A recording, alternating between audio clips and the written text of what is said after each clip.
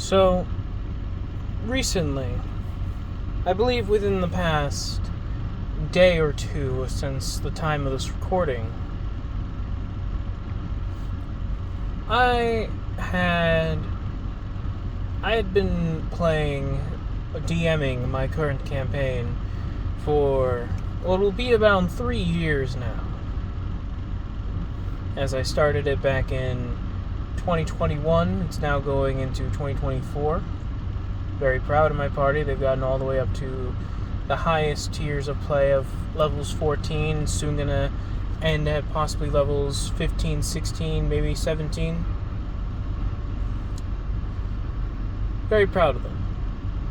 But that's not what I'm here to discuss today. I'm here to discuss a video I watched recently from Cyberrock Opinions. I know I talk about him a lot, but he is a very big inspiration. And I greatly admire the man. I really do. But a video that I watched recently was interesting. And the video in particular was, I believe the title was, "Mistakes Are Not Always Characters' Faults." And, well, I guess somebody really wanted to have their music blasting out of their Tahoe today.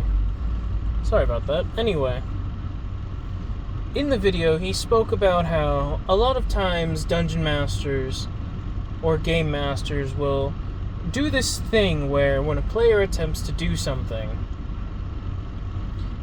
and they fail, they'll play it off as the characters are incompetent or not good at the job that they are attempting to do. One of the examples he gave, the primary one that he went with for the entire video, was there's a ledge that is around 20 feet up in the air, and the players want to try and reach it. And they make an athletics check or what have you. They fail, and so they try to climb and they slip and fall and they fail. And he makes a point that there's nothing stopping the player from trying again, and eventually getting a success just by rolling repeatedly. Even if the task typically would be impossible for lower level adventurers. At higher levels, and things like this should be trivial. And I think that harkens back to a previous video that he had made about how skills don't have dedicated DCs and examples of those DCs that would fit the narrative.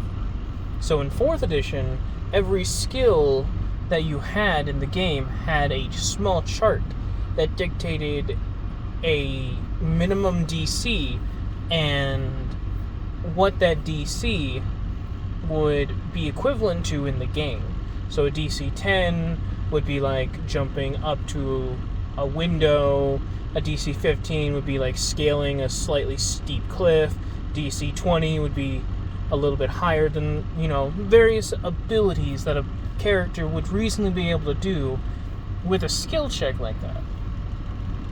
And since skills in 4th edition can get up not as high as 5th edition, but can get up pretty high up there. I think he said they could get upwards of the mid-30s to 40s, and in 5th edition they can get up to the 90s, since abilities like Pass Without Trace can stack.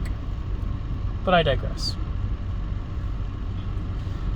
I believe that harkens back to that video because he was stating that climbing a ledge, if the players are of a high enough caliber and they have progressed in the story and in the game's mechanics to a point where such a thing would be reasonable for them to do without failure, it should not require such a roll.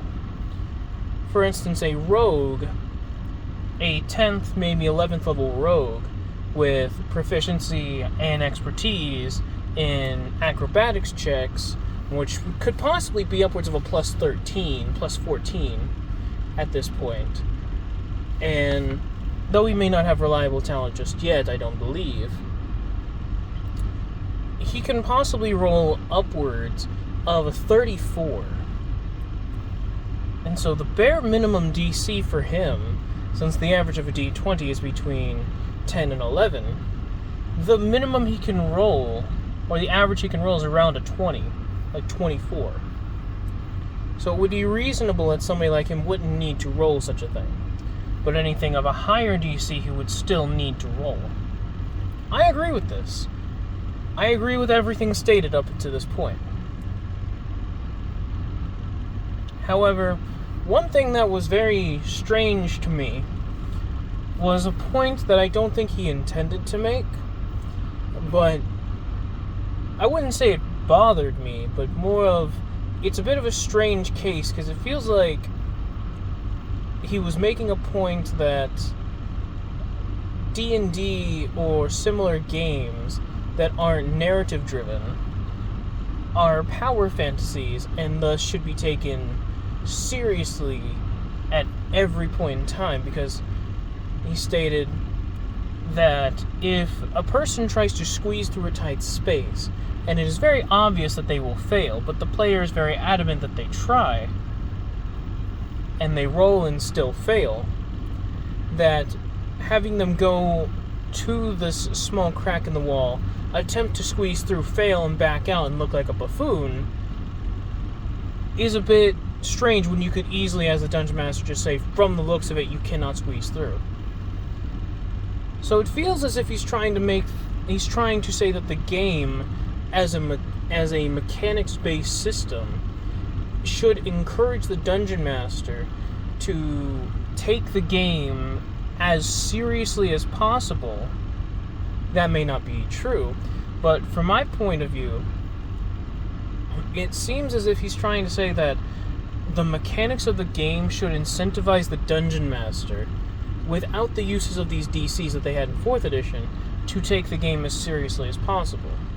I don't necessarily have a problem with taking the game as seriously as possible, but I think there is a time and a place for it. I think if you're trying to do something incredibly serious and gritty and dark, like saving an ally from death using the Revivify spell, and using the sort of Matthew Mercer style rules where you have to give up something or have this big narrative moment, I think it's very, very true that you should be a very serious DM at this moment, not making any jokes or light of the situation until the situation is later resolved. However, I think for simple things like climbing a ledge or squeezing into a tight space, if it's not, as he stated, under time constraints, I think the DM should be allowed to have narrative flexibility when it comes to their own game. Because in his games, in Cyberbox games, whether that be 4th edition or any other system, he may like it very serious. He wants to play a very serious game where the stakes are high, the rewards are higher, and there is some room for jovialness and tomfoolery, but when it comes to the activity of being a hero and doing heroic deeds, or accomplishing the task of the campaign, that there is not really much room for that because it has to be as serious as possible. Once again, I'm not saying that's what he said, that's how I interpreted the information. By contrast, my game is very, very silly. I mean, for heaven's sake, my entire game is filled with people that I have made very specific homebrew for to facilitate a fun and quirky playstyle in the style of anime protagonists. One of them has has a devil fruit. One of them has a bankai. One of them has the Sharingan. And one of them is a cursed technique user from Jujutsu Kaisen. My campaign is very all over the place in terms of themes, but my players are having fun nonetheless because their characters are so wildly powerful and outlandish in the sense of that they are raiding the Great Tomb of Nazarick from Overlord, using moves from different anime that should never really realistically be put into the same setting. It is very silly, and my players are very much enjoying it. But trying to insert failure into a situation that is silly in a serious manner, I don't think will work very well in the confines of that type of game. If your game is very serious, trying to insert silly may also not work very well either. I would say, for my advice when it comes to failure of the players to the DM, if you are a DM, look at the current state of your game. If your players in roleplay and in combat are typically very silly and tend to goof around a lot and have fun goofing around with each other, even in the most dire, serious situations, possibly your game may benefit from some seriousness, but having a complete tonal shift from silly, quirky fun to deadly serious berserk-style storytelling where everything has to be gritty, dark, and serious is not going to work very well. And conversely, if you have a berserk-style, dark, gritty, serious campaign, trying to add Butt Licker the Licking Butt Goblin into your game isn't probably going to help very much, because they're going to feel as if the shift of the tone is too drastic.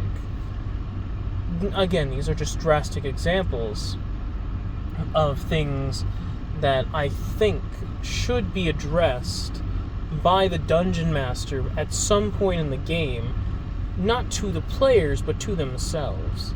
I have come to terms with the fact that my game is not gritty, dark, or serious.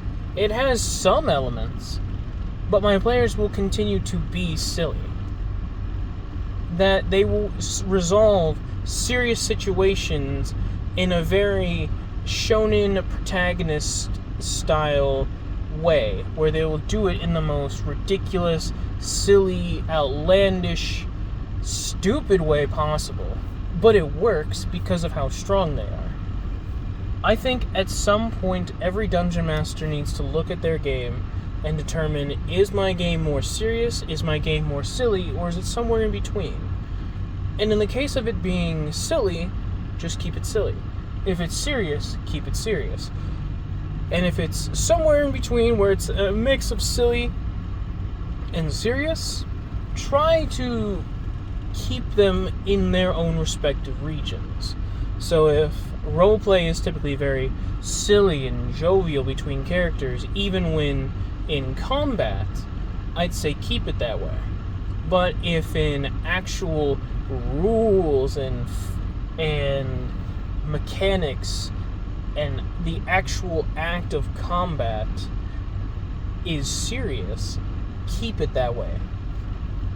Make it so that the jokey character who uses bowling pins as weapons is cracking jokes as he's slaughtering demons. They're like carving him up with swords, being all brutal and evil, and even attacking him while he's unconscious.